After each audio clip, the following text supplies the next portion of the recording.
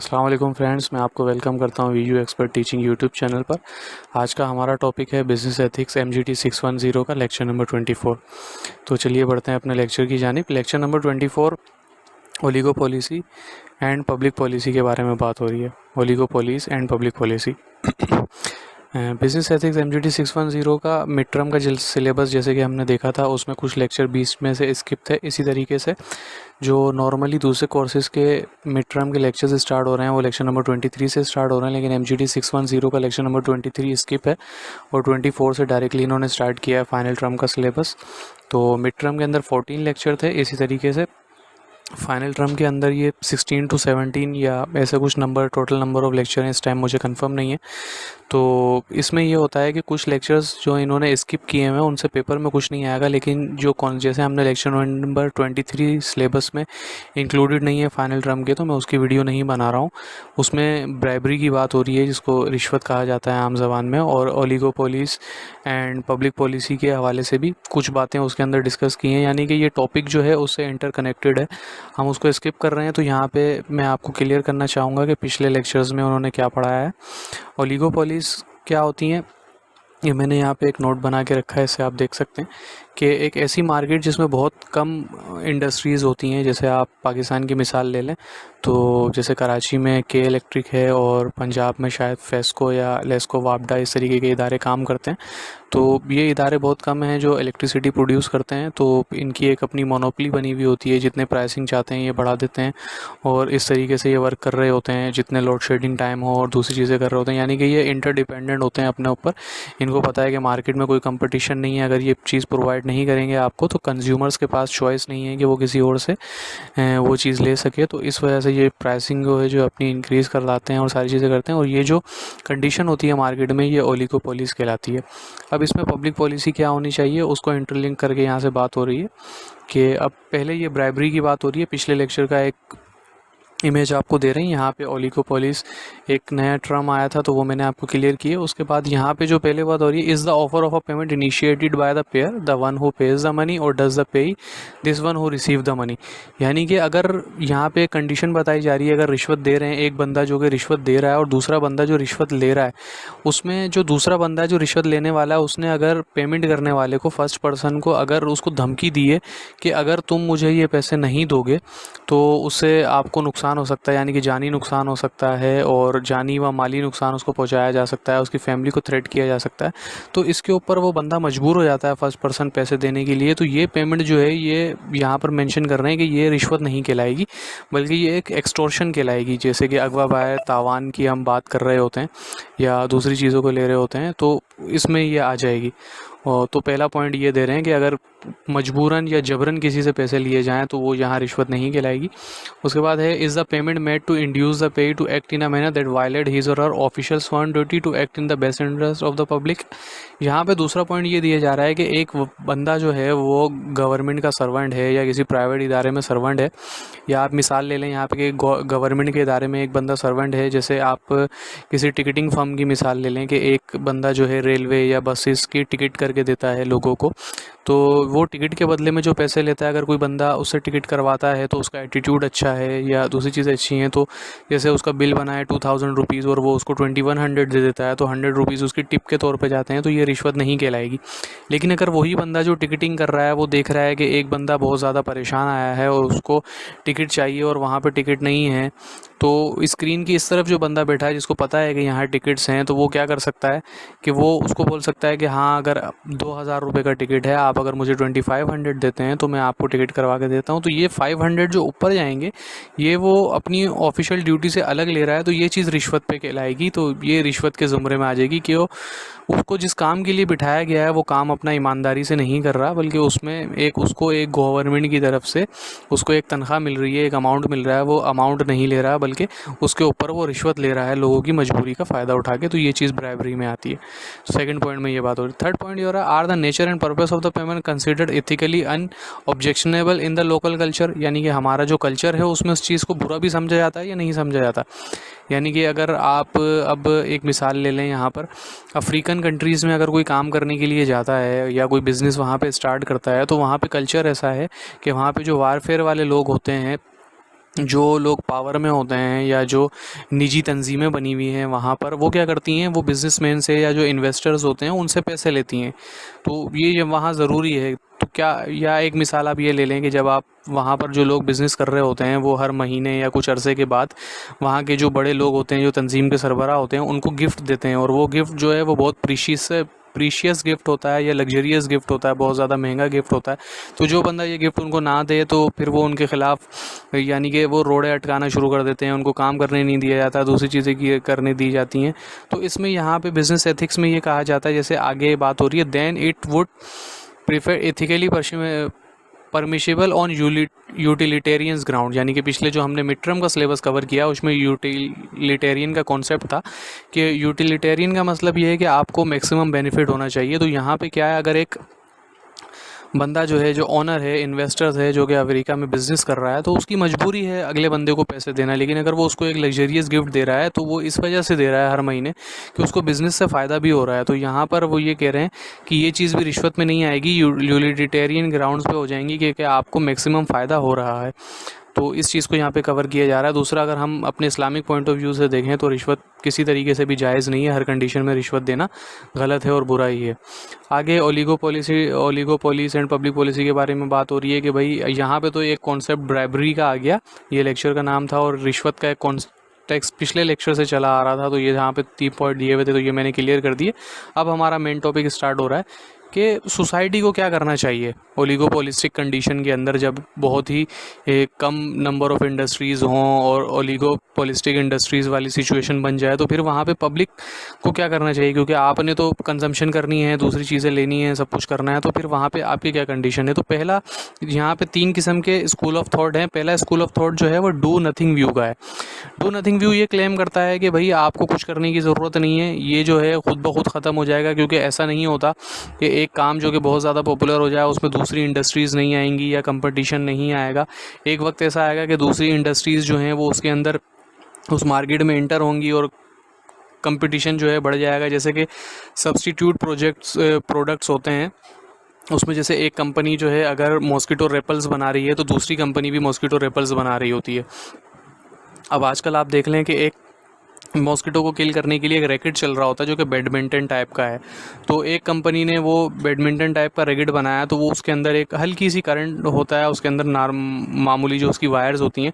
तो जैसे ही कोई आप फ्लाइज वगैरह उड़ते हुए देखते हैं, किसी मच्छर को देखते हैं, तो आप उसको मारते हैं तो वो हल्का सा करंट होता है जो कि उस मच्छर को मारने के लिए काफ़ी होता है। अब एक और कंपनी है, उन्होंने एक ऐसा ही बैडमिंटन टाइप का रैकेट बनाया, लेकिन उसके अंदर उन्होंने ब्लू लाइट दे दी जो कि आप कमरे के कोने में रख देते हैं, और वो जो ब्लू लाइट है उसकी अंदर वो मच्छरों को खुद ही अट्रैक्ट करती है और वो जाके उसके ऊपर बैठते हैं, तो फिर वो करंट शॉक लगने की वजह से मर जाते हैं। तो सब्स्टिट्यूट प्रोडक्ट आ गया। तो इस तरीके से अब लोगों का रुझान, उसमें खुद लोगों को मेहनत करनी पड़ती थी, मारना पड़ता था। अब उसमें क्या हो गया कि एक जगह साइड पर रखा हुआ है और ब्लू लाइट अट्रैक्ट कर रही है। जैसे इंसेक्टोक्यूटर्स जो हैं वो अक्सर लगे हुए होते हैं मसाजिद के अंदर, ऑफिस के अंदर, तो वो आपने देखे होंगे। तो इस तरीके से होता है कि सब्स्टिट्यूट प्रोडक्ट जो है, ये डू नथिंग का मतलब यही है कि आप कुछ मत करें, खुद ब खुद इदारे आएंगे तो वो चीज़ें जो हैं वो ठीक होना शुरू हो जाएंगी। उसके बाद गवर्नमेंट है, और उसके बाद ये बात कर रहे हैं देयर आर काउंटरवेलिंग पावर्स भी होती हैं। जैसे कि कुछ लार्ज कॉरपोरेट ग्रुप्स होते हैं, गवर्नमेंट होती है और यूनियंस होती हैं जो कि इनके खिलाफ काम कर रही होती हैं। कि डू नथिंग, आपको कुछ करने की ज़रूरत नहीं है, यूनियंस वगैरह जो है काम कर रही होती है। जैसे गवर्नमेंट जो है रेगुलेट करती है प्राइसेस को, आप एकदम से बहुत ज़्यादा प्राइस नहीं बढ़ा सकते, गवर्नमेंट उसके ऊपर चेक एंड बैलेंस रखती है। और दूसरा, कंज्यूमर्स की यूनियंस भी होती हैं। कंज्यूमर्स यूनियन किस तरीके से होती हैं कि बाहर मुल्क में, यूरोपियन कंट्रीज़ में ये बहुत ज़्यादा कॉन्सेप्ट है। अगर आप किसी चीज़ की प्राइस हाइक करें तो वहाँ पे जो कंज्यूमर्स होते हैं, जो लोकल लोग होते हैं, वहाँ पे जो सिटीजन्स होते हैं उस शहर के, वो उस चीज़ का बिल्कुल फुल्ली बायकाट कर देते हैं। तो उससे ये होता है कि उस चीज़ को कोई ख़रीदता ही नहीं है। अब उस फर्म की एक अच्छी खासी रॉ मटेरियल उसमें लगा हुआ होता है, उसने अपनी प्रोडक्ट मार्केट में दी हुई होती है, तो वो प्रोडक्ट ख़राब होने की ज़रूरत होती है। एक वक्त ऐसा आता है कि कोई भी बंदा उस चीज़ को ख़रीदता ही नहीं है, कोई शॉपर कीपर, और एक मुहिम चल जाती है। तो फिर वो क्या करते हैं, ऐसा हुआ भी है यूरोप में बहुत सी जगहों के अंदर कि उन्होंने एडवर्टाइजिंग करके और बाद में एक्सक्यूज़ किया है अपने लोगों से कि हमने इसकी क्वालिटी को इम्प्रूव किया था, इस वजह से हमने प्राइस बढ़ाई थी, लेकिन अगर आप चाहते हैं तो हम अपना प्रॉफिट कंप्रोमाइज़ करते हैं। मुख्तलिफ एडवर्टाइजिंग के थ्रू वो कंपनीज़ जो है वो अपोलोजाइज़ करती हैं, एंड देन करती हैं। पाकिस्तान में भी ये कॉन्सेप्ट चला था जहाँ पे कुछ फ्रूट बाइकाट और इस तरीके की चीज़ें आई थी। रमज़ानों के अंदर अक्सर होता है, फेसबुक पे, सोशल मीडिया पे फ्रूट बाइकाट्स के मैसेजेस चलते हैं, और जब आप एक चीज़ का बाइकाट कर देते हैं तो वाकई उसके प्राइस जो है वो बहुत ज़्यादा नीचे एथिकल व्यू होता है कि आप कुछ भी ना करें, उसके खिलाफ एहतजाज ना करें, मुल्क की किसी चीज़ को नुकसान ना पहुंचाएं और इस तरीके से ना करें। जैसे कि हमारे यहाँ लोग इलेक्ट्रिसिटी के बिल जला देते हैं, एहतजाज करना शुरू कर देते हैं, रोड्स ब्लॉक कर देते हैं। आप सिंपली एक चीज़ का बॉयकॉट कर दें तो वो जो फर्म है या जो इदारा है वो खुद ही घुटनों पे आ जाता है। तो ये था डू नथिंग व्यू। उसके बाद है anti trust view. Anti trust view argues that prices and profit in highly concentrated industries are higher than they should be. By breaking up large corporation into smaller unit they claim higher level of competition will emerge in those industries. ये कहते हैं कि बहुत बड़ी industries जो हैं उनको आप छोटे छोटे यूनिट्स में तोड़ दें। उससे क्या होगा, जब छोटे छोटे यूनिट्स में वो इंडस्ट्रियाँ टूट जाएंगी तो वो उनके दरमियान कंपटीशन बढ़ जाएगा। कंपटीशन बढ़ जाएगा तो वो अपनी प्राइस ऑटोमेटिकली लोअर करने के लिए मजबूर हो जाएंगी।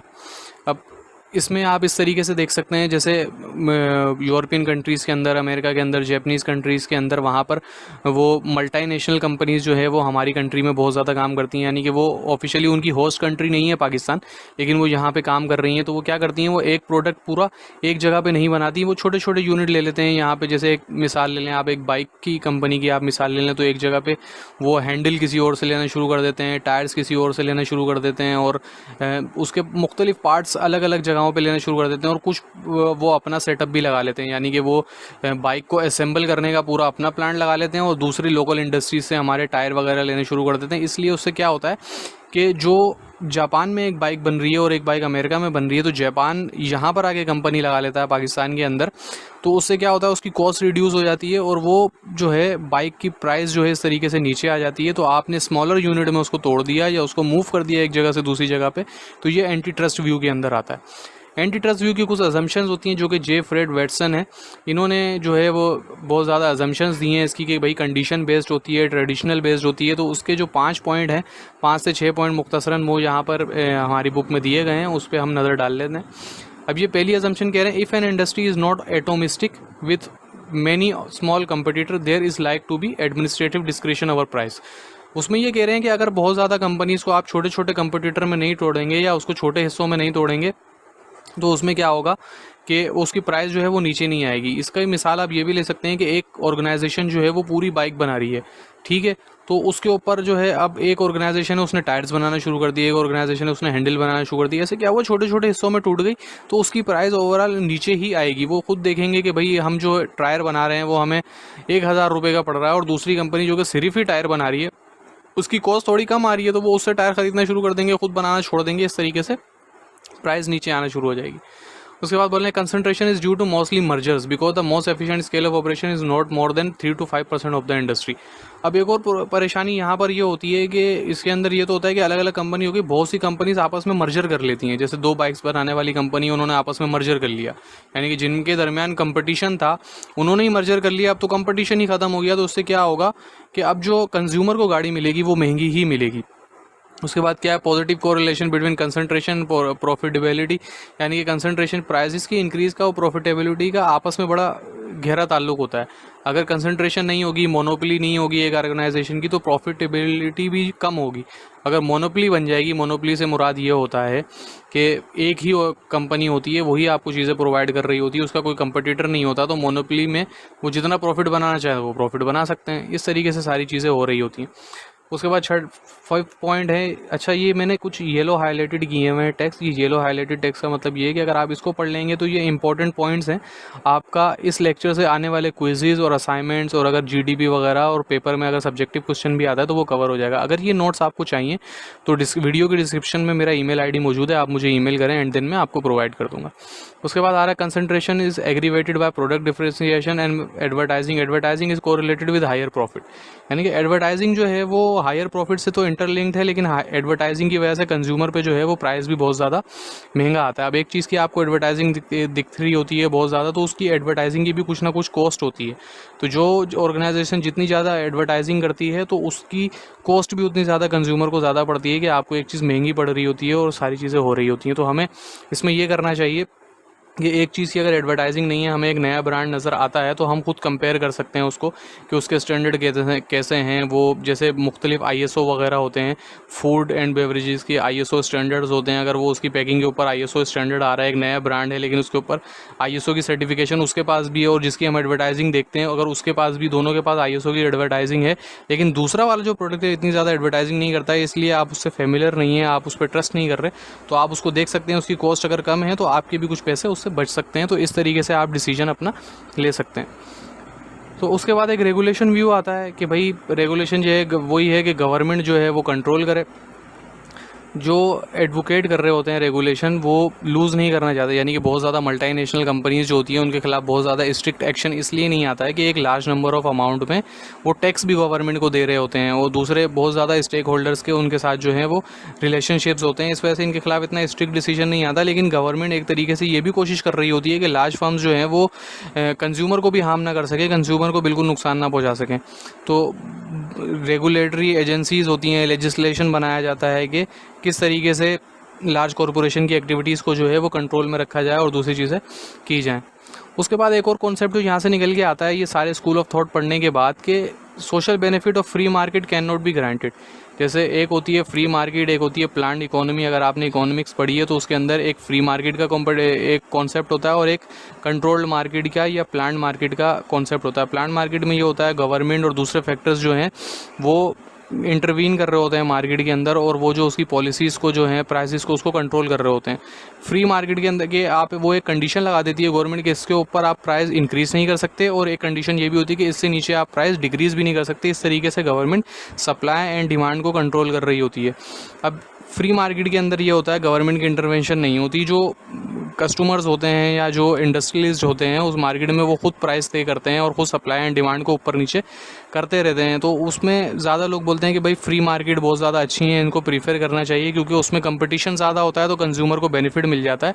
लेकिन ऊपर जो हमने पॉइंट्स पढ़े कि भाई मर्जर हो सकता है, आपस में मर्जर कर लेती हैं बड़ी ऑर्गेनाइजेशन, तो कंपटीशन हो जाता है। तो उससे यहाँ पर ये नतीजा निकल के आ रहा है, कंक्लूजन ये आ रही है कि फ्री मार्केट जो है वो गारंटी नहीं करती हैं आपको कि बेनिफिट होगा ही होगा, लेकिन अनलेस अनटिल कि वहाँ पे उनके जो एक्शंस है वो मोरली जस्टिफाइड हों और फर्म्स जो हैं वो कम्पिटिटिव रहें, यानी कि उनके दरमियान अगर कंपटीशन रहे और वो मोरली एथिक्स के मुताबिक काम करें, उनके एक जस्टिफाइड एक्ट लें। ऐसा नहीं कि गवर्नमेंट के अगेंस्ट चलना शुरू कर दें, पॉलिसीज़ के अगेंस्ट चलना शुरू कर दें, प्राइस डिस्क्रिमिनेशन करना शुरू कर दें और ब्राइबरी, रिश्वत बहुत ज़्यादा आम हो जाए अपने फ़ायदे के लिए, तो उसमें बड़ा मसला हो सकता है कंज्यूमर को।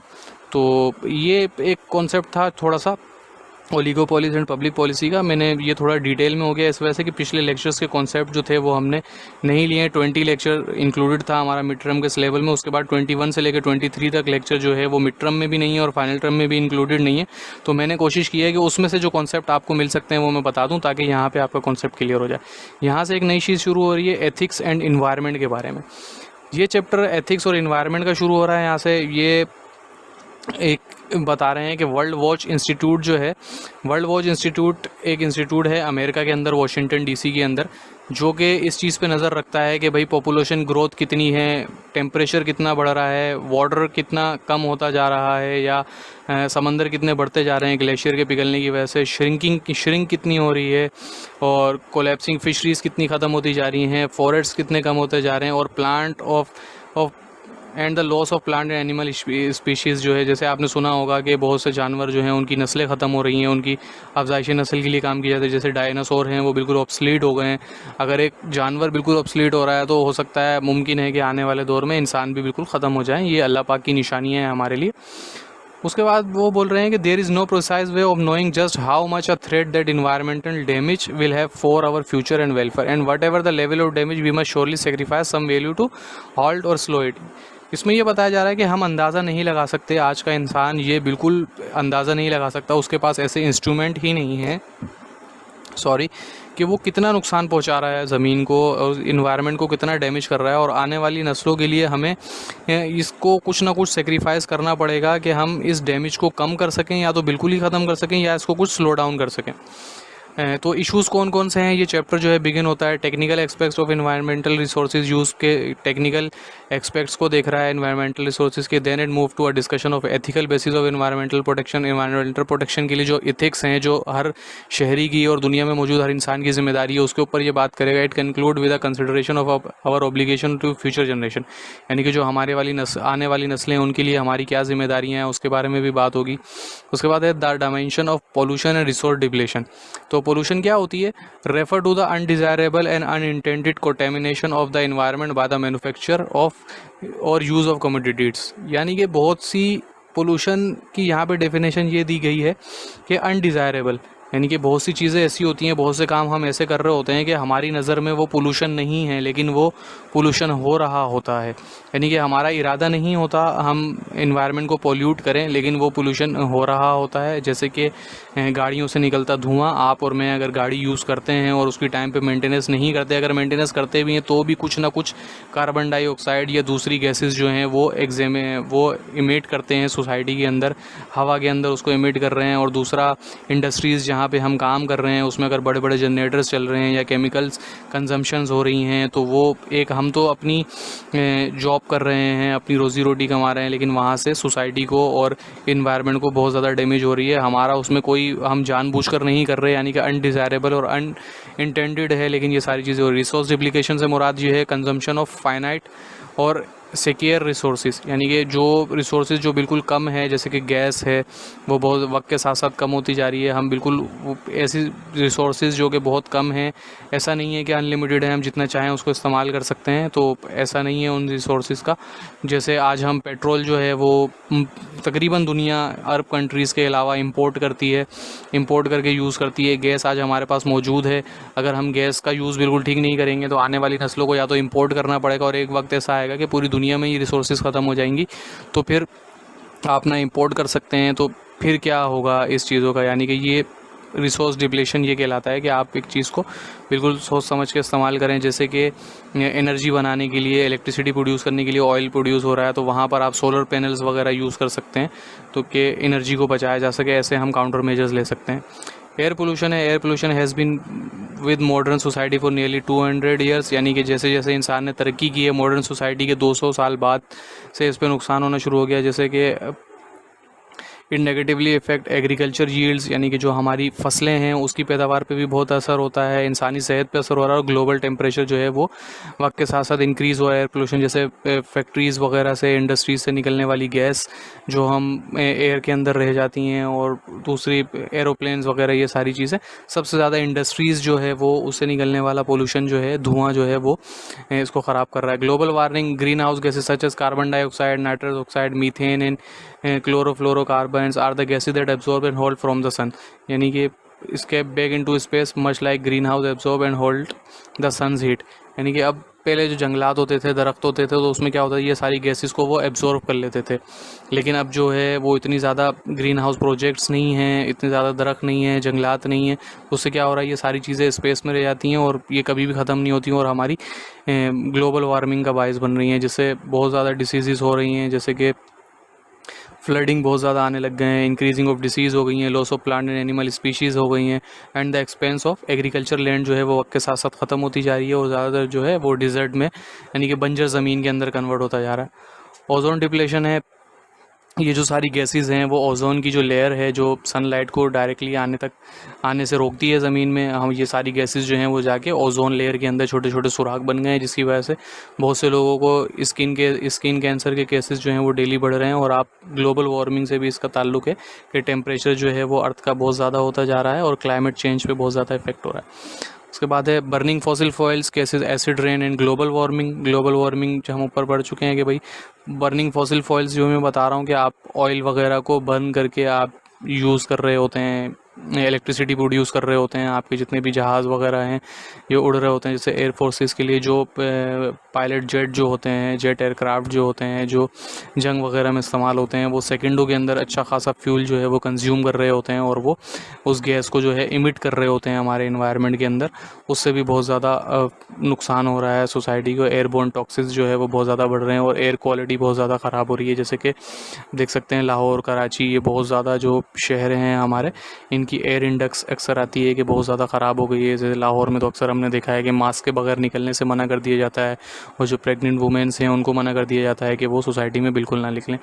एयरबोर्न टॉक्सिस भी इससे मिलता जुलता कॉन्सेप्ट है कि catastrophic but highly varies in air pollution threat 2.4 billion pound of airborne toxic substances release annually into the nation's atmosphere including phosgene, a nerve gas use in warfare and methyl isocyanate. यानी कि ये जो gases हैं ये warfare के अंदर use की जाती हैं, तो वॉर के लिए जो इक्विपमेंट वगैरह बनाए जाते हैं उनको बनाने के लिए जो है वो बहुत ज़्यादा एयरबोर्न टॉक्सिन जो है ये हवा में छोड़े जाते हैं, तो उससे बहुत ज़्यादा नुकसान होता है। तो ये आज का लेक्चर था। इसमें अगर कोई भी क्वेश्चन हो तो आप मुझसे पूछ सकते हैं। तो इसमें हमने जो 8 टॉपिक कवर्ड किए हैं उसमें ओलिगोपोलिस एंड पब्लिक पॉलिसी है, डू नथिंग व्यू है, एंटी ट्रस्ट व्यू है, रेगुलेशन व्यू है, dimension of pollution and resource depletion में देखा, उसमें हमने पोल्यूशन देखा, रिसोर्स डिप्लेशन क्या है, air pollution, burning fossil ferric acid rain की बात हुई है, global warming, ozone depletion, airborne toxins की हमने बात की है। तो that's all for today lecture. Kindly like करें, शेयर करें और वीडियो को सब्सक्राइब ज़रूर करें। और अगर आपको ये हाइलाइटेड नोट्स चाहिए तो ईमेल के अंदर मेरी ईमेल आईडी मौजूद है वीडियो के डिस्क्रिप्शन के अंदर, तो वो आप मुझे ईमेल सेंड करें, इंशाल्लाह मैं ये नोट आपको प्रोवाइड कर दूंगा। Thank you so much. Video थोड़ी लंबी हो गई लेकिन आपका एक कॉन्सेप्ट बिल्ड करना था पिछले लेक्चर्स को लेके। इंशाल्लाह अगले लेक्चर बहुत जल्दी हम स्पीडली कवर कर लेंगे। Thank you so much. Allah.